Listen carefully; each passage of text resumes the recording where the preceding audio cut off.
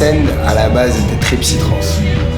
Très psytrance, grosse tech, beaucoup de gens d'étrangers justement qui venaient avec les camions et tout, qui faisaient des teufs. Au début, c'était vachement underground et puis il n'y avait pas vraiment de club qui proposait exclusivement de l'électro. J'étais rentré d'étranger pour m'installer au Maroc et partout où j'allais, je me faisais un peu chier, quoi, tu vois, il n'y avait pas d'endroit qui me plaisait, que ce soit en termes d'ambiance ou en termes de musique. Et donc on s'est dit, écoute, tant qu'à faire, on va le faire nous-mêmes, quoi.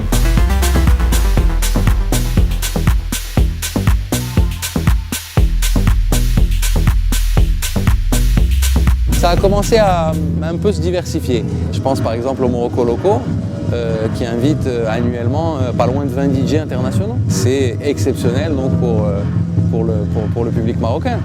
Les codes des sorties au Maroc, c'était bon, tu vois, tout le monde est un peu guindé, la ceinture Hermès, le machin, le truc.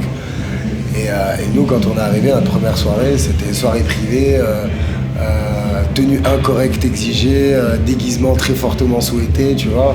Ouais, les gens, ils arrivaient avec des sacs poubelles, des machins, c'était complètement starbé.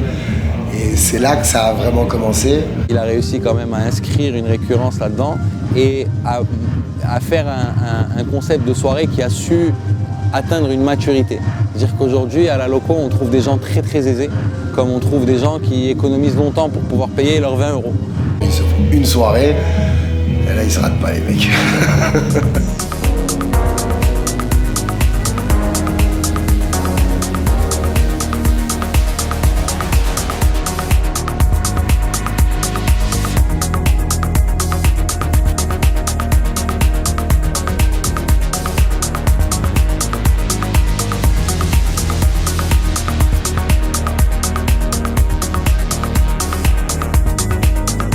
Là, aujourd'hui, on a une vraie audience.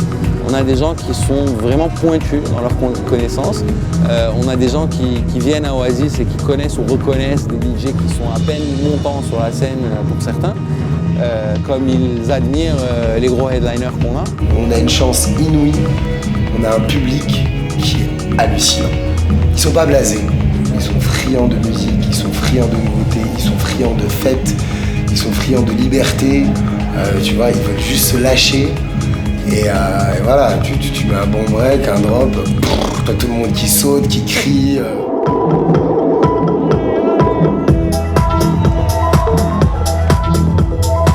Maintenant, tous les week-ends, tu as une teuf avec du bon son au Maroc. Tu vois, il y a une belle énergie qui se crée.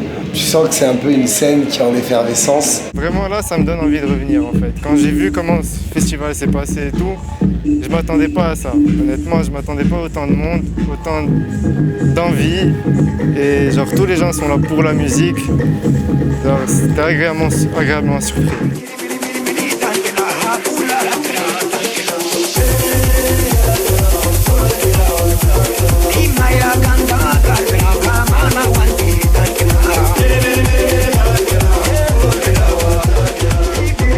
Parler à ce jour de house, d'électro marocaine, je pense que c'est un peu tôt.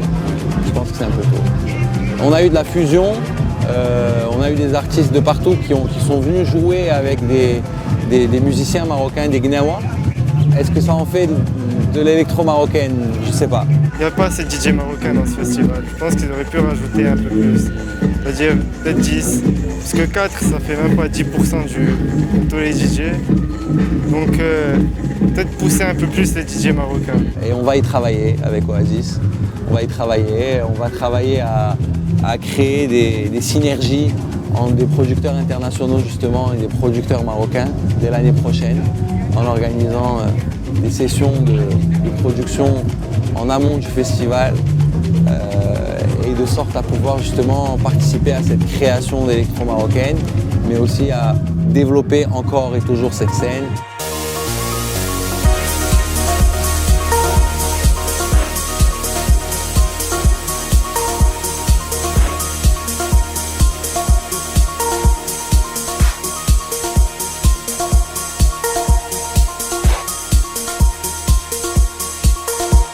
Il y a du potentiel, c'est-à-dire que genre, tout le marché n'est pas saturé, c'est-à-dire il y a tout à faire.